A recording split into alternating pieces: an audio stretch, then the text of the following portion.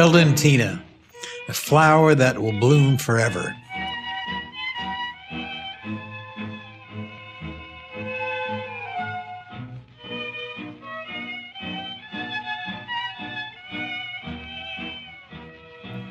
On my return to Argentina in 2002, I found myself in La Boca, at the time a slatternly, down-at-the-heels neighborhood, but which attracted its fair share of tourists, drawn by the restaurants and tango dance halls.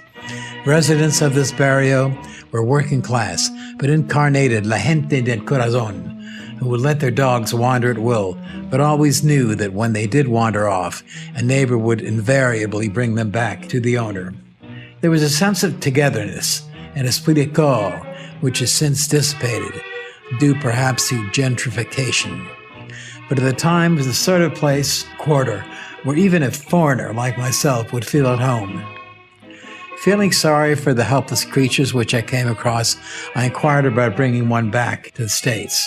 I was referred to the Veterinaria Carolina in La Boca, which had a plethora of abandoned canines, each of which would have shouted when they saw me, if they could have, "Tómeme, por favor."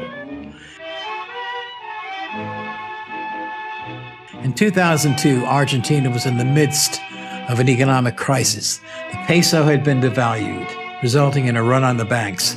Hence, there was little foreign exchange available, and thus no money to buy canine medicines.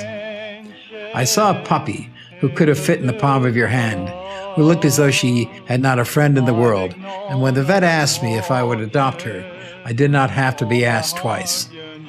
We boarded a flight for the U.S., and Tina, so named by Carolina, traveled in the bodega or cargo area. How puzzled and even terrified she must have been. But arriving at Miami and then LaGuardia, an employee emerged carrying Tina in a case. Going through customs, there was a kindly police officer who inquired, "You got a dog, huh?"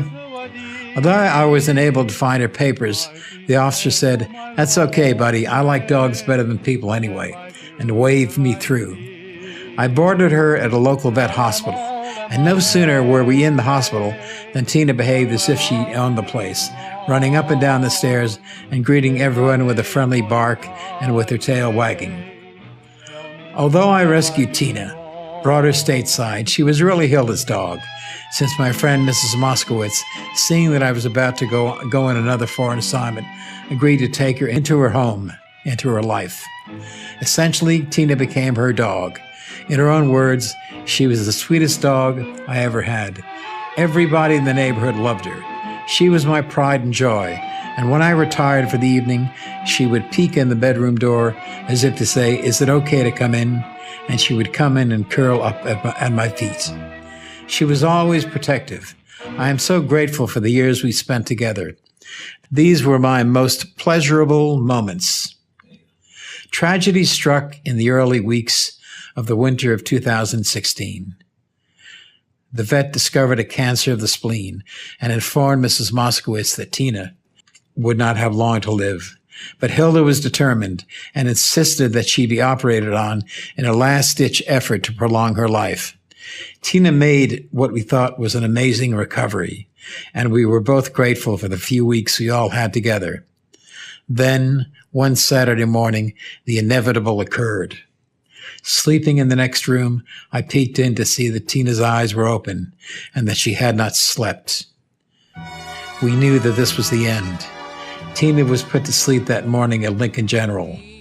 Once again, in her own words, Mrs. Moskowitz confided, "I lost my companion.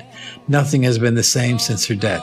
I would do anything to bring her back. I loved her and will always have her in my heart, forever and ever. Goodbye, my love. What a great loss. Love you forever. The Lord is my shepherd, I shall not want.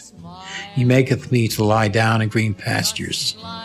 Tina was an extraordinary pet. 1 in a million and one. Mrs. Moskowitz remains unconsolable, but perhaps, just perhaps, one can find a measure of solace in the words of the late novelist William Armstrong, quoted at the outset. "Only the unwise think that what is changed is dead. If If a flower blooms, it goes on blooming somewhere forever. It blooms on for whoever has seen it blooming. Those words put into focus our feelings about Tina, our little Patagonian sheepdog, who remains with us in spirit, and whose life is engraved in our memories forever. Don't know where, don't know where.